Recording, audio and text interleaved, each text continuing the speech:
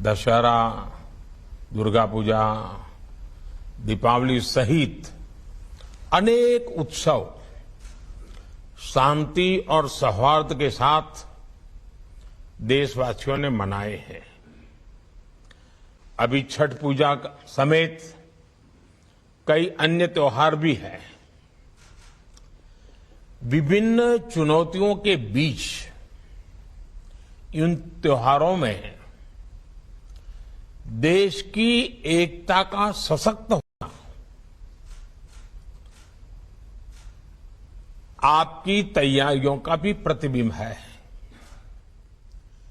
संविधान में भले कानून और व्यवस्था राज्यों का दायित्व है, लेकिन ये देश की एकता अखंडता के साथ भी उतने ही जुड़े हुए हैं।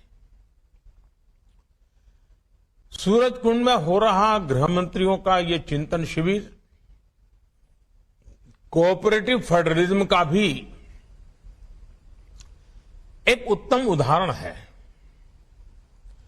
हर एक राज्य एक दूसरे से सीखे, एक दूसरे से प्रेरणा ले,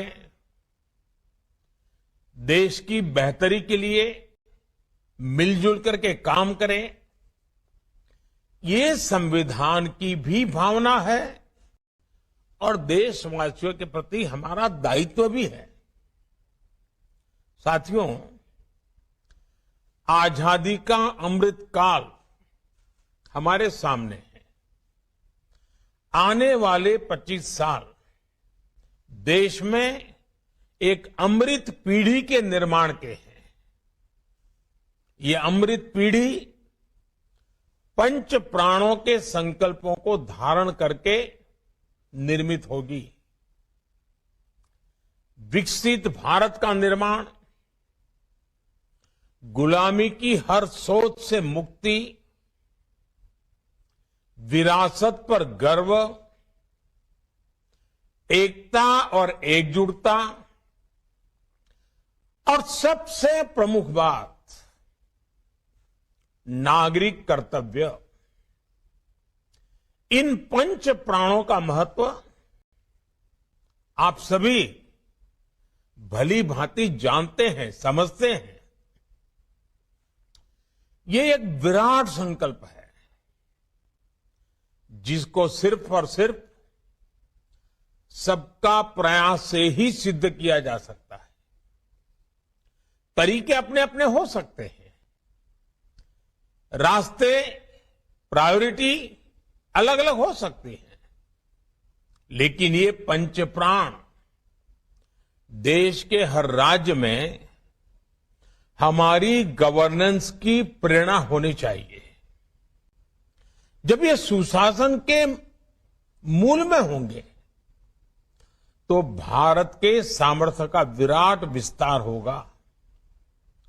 जब देश का सामर्थ्य बढ़ेगा तो देश के हर नागरिक, हर परिवार का सामर्थ्य बढ़ेगा। यही तो सुशासन है जिसका लाभ देश के हर राज्य को समाज की आखिरी पंक्ति में खड़े व्यक्ति तक पहुंचाना है। इसमें आप सभी की बहुत बड़ी भूमिका है। साथियों, यहां आप में से अधिकतर या तो राज्य को नेतृत्व दे रहे हैं या फिर सीधे सीधे कानून व्यवस्था की जिम्मेदारी निभा रहे हैं। कानून व्यवस्था का सीधा संबंध राज्य के विकास से है। इसलिए राज्यों में विकास के लिए अनुकूल वातावरण बनाने में आप सभी के निर्णय और नीतियां और आपकी रीति ये बहुत अहम है। साथियों, कानून व्यवस्था के पूरे तंत्र का विश्वसनीय होना जनता के बीच उनका परसेप्शन क्या है, ये भी उतना ही महत्वपूर्ण है। आपने देखा है कि जब भी कोई नेचुरल कैलेमिटी होती है, प्राकृतिक आपदा होती है, तो इन दिनों एनडीआरएफ की, एसडीआरएफ की एक पहचान बनी हुई है। उनका यूनिफॉर्म, उस संकट के समय पहले पहुंच जाना, और इसके कारण देशवासियों के मन में इनके प्रति एक विश्वास बना है कि भाई ये आए हैं, चलिए संभल जाएगा, ये जो कह रहे हैं मानना चाहिए, इनकी बातें अगर स्वीकार करेंगे तो हमारा नुकसान कम होगा। और आप देखिए एनडीआरएफ में है कौन भाई, एसडीआरएफ में है कौन? आप ही के सब साथी हैं, सुरक्षा बल के जवान ही हैं, लेकिन समाज में उनके प्रति बड़ी श्रद्धा बन गई है। आपदा के समय में जैसे ही एनडीआरएफ, एसडीआरएफ की टीम पहुंचती है, वैसे ही लोगों को संतोष होने लगता है कि अब एक्सपर्ट टीम पहुंच गई है, अब से अपना काम कर लेंगे। साथियों, अपराध वाली किसी भी जगह पर जैसे ही पुलिस पहुंचती है, लोगों में ये भाव आता है कि सरकार पहुंच गई। कोरोना काल में भी हमने देखा है कि किस तरह पुलिस की साख बेहतर हुई थी। पुलिस के लोग जरूरतमंदों की मदद कर रहे थे, जरूरी संसाधन जुटा रहे थे, अपने जिंदगी को दांव पे लगा रहे थे, यानी कर्तव्य परायणता में कोई कमी नहीं है। जरूरत अच्छा परसेप्शन बनाए रखने की भी है। इसके लिए पुलिस बल को प्रेरित करना, उसके लिए प्लान करना, हर छोटी मोटी चीजों पर लगातार मार्गदर्शन करते रहना, कुछ गलत होता है तो रोकना, ये हमारी एक जीवंत प्रक्रिया होनी चाहिए, ऊपर से नीचे तक हर पल होनी चाहिए। साथियों, हमें एक बात और समझनी होगी। अब कानून व्यवस्था किसी एक राज्य के दायरे में सिमटी रहने वाली व्यवस्था नहीं रह गई है। अब अपराध इंटरस्टेट और इंटरनेशनल हो रहे हैं, यानी टेक्नोलॉजी की मदद से एक राज्य में बैठे अपराधी दूसरे राज्य में भयंकर अपराध करने की ताकत रखते हैं। देश की सीमा से बाहर बैठे अपराधी भी टेक्नोलॉजी का जमकर गलत इस्तेमाल कर रहे हैं। इसलिए हर राज्य की एजेंसियों का आपस में तालमेल, केंद्र और राज्य की एजेंसियों का आपस में तालमेल, ये बहुत जरूरी है। और इसीलिए आपको मालूम होगा, मैंने डीजीपी कॉन्फ्रेंस में कहा था कि 2 एडजॉइनिंग स्टेट होते हैं, उसके जो एडजॉइनिंग डिस्ट्रिक्ट होते हैं, उन्होंने पीरियोडिकली बैठ करके दोनों राज्यों के उन दोनों जिलों की समस्याओं का संकलन करना चाहिए, साथ मिलकर काम करना चाहिए, उसी में से ताकत बनेगी। कई बार केंद्रीय एजेंसियों को कई राज्यों में एक साथ जांच करनी पड़ती है, दूसरे देशों में भी जाना पड़ता है। इसलिए हर राज्य का दायित्व है कि चाहे राज्य की एजेंसी हो, चाहे केंद्र की एजेंसी हो, या संबंधित कहीं किसी और राज्य से संपर्क आता है, सभी एजेंसियों को एक दूसरे को पूरा सहयोग देना चाहिए। कोई बड़ा है, कोई छोटा है, किसका अधिकार है, उसी में कभी कभी तो हम देखते हैं एक आध एफआईआर रजिस्टर नहीं हुई, क्यों नहीं हुई? तो बोले ये तय नहीं हो रहा है कि वो जो जगह है वो इस थाने में पड़ती है, उस थाने में पड़ती है। ये जो चीजें हैं वो सिर्फ पुलिस थाने तक नहीं है, राज्यों के बीच भी हो जाती हैं, केंद्र और राज्य के बीच में हो जाती हैं, भारत और विदेश की व्यवस्थाओं के साथ हो जाती हैं। इसलिए हमारी एफिशिएंसी के लिए हमारे आउटकम के लिए, सामान्य नागरिक को सुरक्षा देने के लिए हमारे बीच में तालमेल, संकलन, सहयोग बहुत अनिवार्य है। और इसके लिए जितना संकलन बढ़ेगा, आपके राज्य की भी ताकत बढ़ने वाली है। साथियों, साइबर क्राइम हो या फिर ड्रोन टेक्नोलॉजी का हथियारों और ड्रग्स तस्करी में उपयोग, इनके लिए हमें नई टेक्नोलॉजी पर काम करते रहना होगा। अब देखिए, हम 5G के युग में घुस गए हैं। तेजी से 5G पहुंचने वाला है। अब 5G के जितने लाभ है, इतनी ही जागरूकता भी जरूरी रहेगी। 5G से facial recognition technology, automatic number plate recognition technology, drone और सीसीटीवी जैसी टेक्नोलॉजी, परफॉर्मेंस में ये कई गुना सुधार होने वाला है। लेकिन हम जितनी तेजी से आगे बढ़ेंगे, जो क्राइम करने वाला वर्ल्ड है, उसका भी ग्लोबलाइजेशन हो चुका है, वो इंटरस्टेट हो चुका है, वो भी टेक्नोलॉजी में फॉरवर्ड हो चुके हैं। मतलब हमें उनसे 10 कदम आगे जाना होगा। हमें हमारी कानून व्यवस्था को भी स्मार्ट बनाना, इसके लिए बहुत ही आग्रह से काम करना पड़ेगा। साथियों, मेरा आग्रह यह भी है कि टेक्नोलॉजी को कृपा करके बजट के तराजू से न तोले। और मेरा सभी आदरणीय मुख्यमंत्रियों से, सभी आदरणीय गृह मंत्री जियों से इस विषय में एक टीम बना करके, दुनिया में क्रिमिनल वर्ल्ड किस टेक्नोलॉजी में आगे बढ़ रहा है, उपलब्ध टेक्नोलॉजी हमारे लोगों को कैसे सुरक्षा दे सकती है, इस पर गंभीरता से सोचना चाहिए। और इसमें जो बजट जाएगा, वो बाकी सैकड़ों खर्चों को बचाने का कारण बन जाएगा।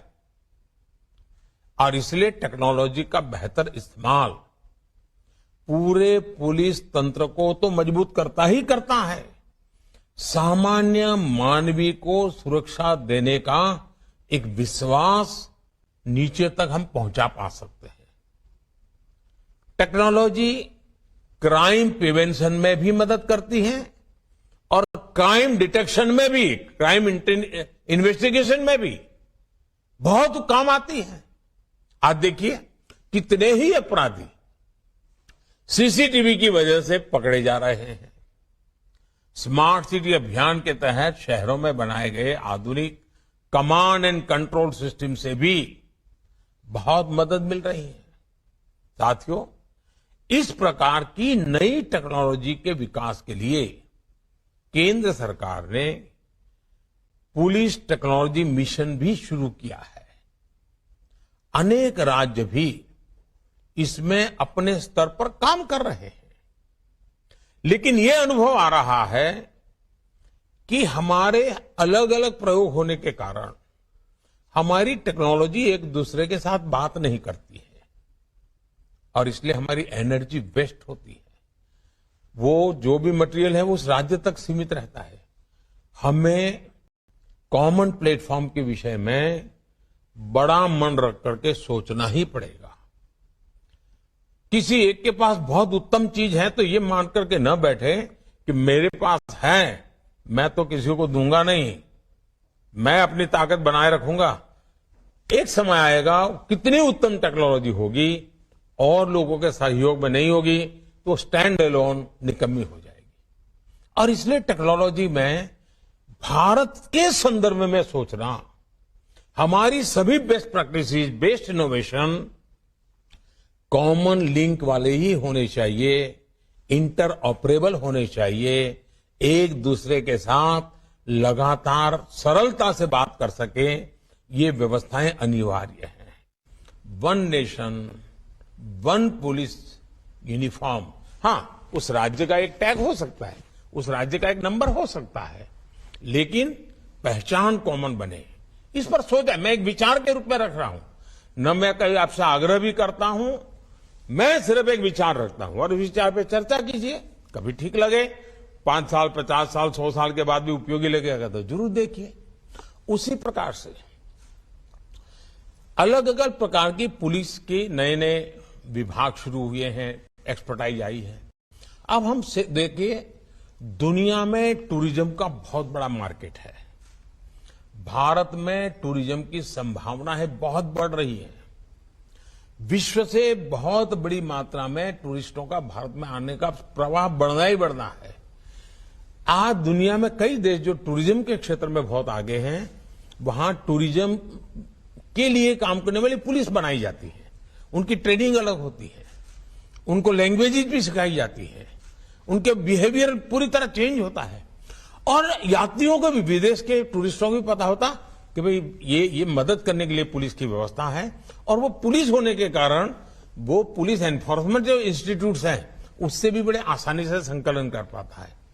कभी न कभी हमें हमारे देश में इस विधा की एक्सपर्टाइज को डेवलप करना ही पड़ेगा, ताकि भारत में ये जो और टूरिज्म विश्व भर से आने वाला आदमी, एक पूंजी निवेश के लिए आने वाला और टूरिस्ट में आने वाले में बहुत फर्क है।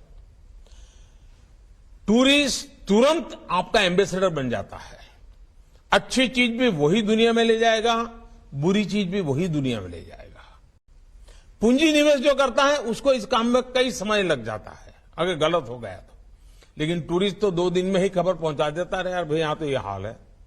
और इसलिए आज भारत में भी मिडिल क्लास का बल कितना बढ़ रहा है, टूरिज्म को लेकर के बहुत बदलाव आ रहा है। अब टूरिज्म और ट्रैफिक नई समस्या आ रही है। अब हम एडवांस में नहीं सोचेंगे, ऑल्टरनेट नहीं सोचेंगे, तो वही टूरिज्म के हमारे सेंटर तो कोई बदलने वाले नहीं है। हम कहें कि नहीं अब शिमला नहीं वहां जाइए, तो ये तो होने शिमला, जिसको जाना है शिमला ही जाएगा। नैनीताल जाना है वो नैनीताल ही जाएगा,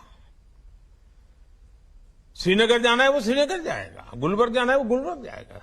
हमें व्यवस्थाओं को विकसित करना होगा।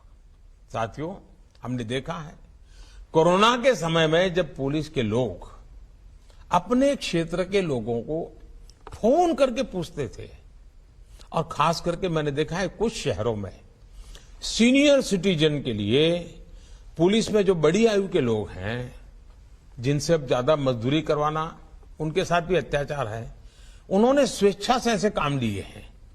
और वे सीनियर सिटीजन्स को लगातार पूछते हैं, ठीक होना, कहीं बाहर तो जाने वाले नहीं होना, घर बंद करके जाने वाले नहीं होना। इसके कारण नागरिकों का जो कॉन्फिडेंस बढ़ता है वो एक प्रकार से आपकी ताकत बन जाता है। इस चीज को हम जितना ज्यादा उपयोग कर सकते हैं, प्रोफेशनल वे में कर सकते हैं, और पूरी तरह जीवंतता हो, संवेदनशीलता हो। आप देखिए समाज जीवन में ये फोन आपका सप्ताह में अगर किसी सीनियर सिटीजन को जाता है, वो महीने भर दुनिया को कहता रहता है कि भाई पुलिस थाने से बिल्कुल फोन आ जाता है, हर बुधवार को पूछ लेते हैं मेरी कोई दिक्कत है नहीं। इन चीजों की बहुत बड़ी ताकत होती है। जो परसेप्शन की लड़ाई है ना, ये आपके सारे परसेप्शन बनाने वाले लोग हैं। हमें एक और काम की तरफ बहुत सजग होने की जरूरत है जी। टेक्नोलॉजिकल इंटेलिजेंस, इसका अपने ये ताकत है, उसका उपयोग है, लेकिन हम ह्यूमन इंटेलिजेंस को नकार नहीं कर सकते हैं। उस विधा को पुलिस डिपार्टमेंट ने आज से 100 साल, कितनी टेक्नोलॉजी बदल जाए, 100 साल के बाद उसकी जरूरत पड़ने वाली है। उस इंस्टीट्यूट को जितनी ताकतवर बना सकते हैं बनाइए। उसमें जो सामर्थ्य है, उसकी जो नजरें हैं, वो उसकी जो बातचीत में से जो पकड़ के ले आता है, ये आपकी बहुत बड़ी ताकत होती है।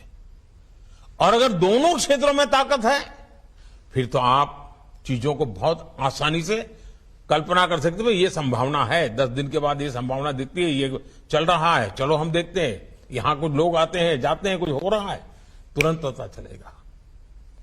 और मैं समझता हूं इसके कारण हमारी व्यवस्थाएं बहुत चुस्त हो जाएगी, जो 50 बार क्राइम करने वालों को सोचने के लिए मजबूर करेगी।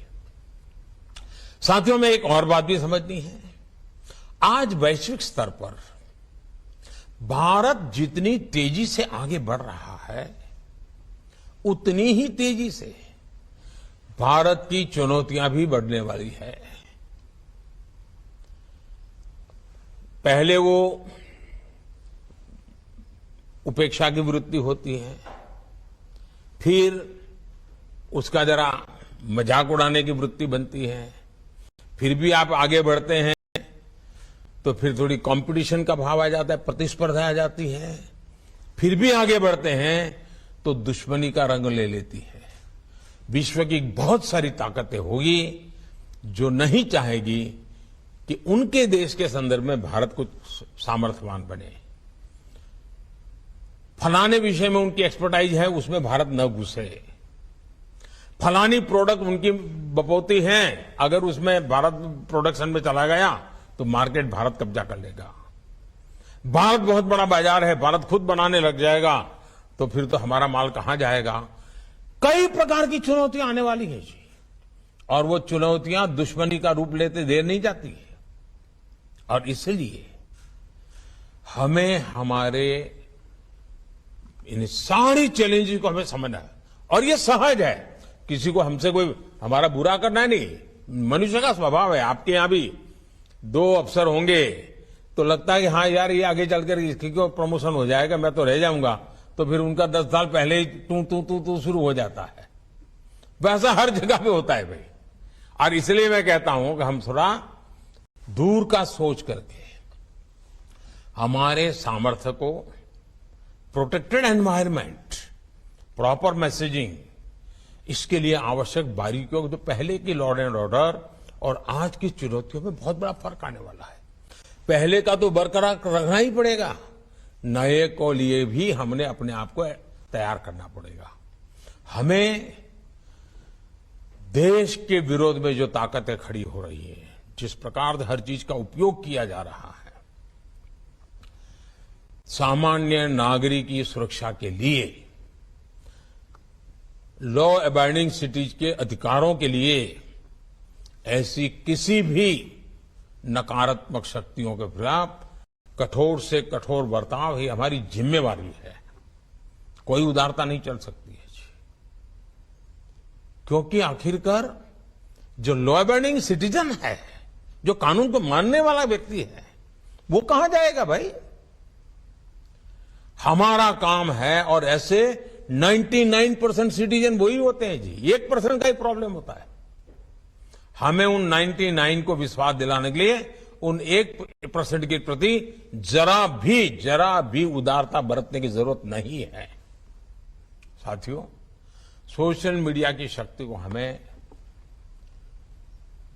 काम करके क्या हो रहा है इतने मात्र से उसको आंकना नहीं चाहिए। एक छोटी सी फेक न्यूज पूरे देश में बड़ा बवाल खड़ा कर सकती है। हमें मालूम है कि आरक्षण की ऐसी अफवाह फैल गई, फेक न्यूज चल दिया, क्या कुछ नुकसान झेलना पड़ा था देश को। 6-8 घंटे के बाद जब पता चला तो सब शांत हो गए, लेकिन तब तक तो नुकसान बहुत हो चुका था। और इसलिए लोगों को हमें एजुकेट करते रहना पड़ेगा कि कोई भी चीज आती है उसको फॉरवर्ड करने से पहले 10 बार सोचो भाई। कोई भी चीज आती है उसको मानने से पहले जरा वेरीफाई करो, और सारे प्लेटफॉर्म पर वेरिफिकेशन की व्यवस्था होती है। आपको 1-2-10 जगह पे 8 चक्कर लगाओगे तो कुछ न कुछ नई वर्जन मिल जाएगा। ये हमें लोगों को एजुकेट करना होगा। हमें ऐसी फेक वर्ल्ड से ड्रिवन सोसाइटी, उसी से डरी हुई सोसाइटी, उसी से ड्राइव होने वाली सोसाइटी, इसके बीच में एक बहुत बड़ी शक्ति हमें खड़ी करनी होगी, टेक्नोलॉजिकल शक्ति खड़ी करनी होगी। साथियों, सिविल डिफेंस की आवश्यकता है। और जैसे अभी अमित भाई बता रहे थे, भाई कुछ चीजें हैं जिस पर हमारा ध्यान अभी हट रहा है। अमित भाई ने सही चीजों को पकड़ा है। आप लोग भी चिंतित, ये जो अनेक दशकों से चली हुई चीजें हैं,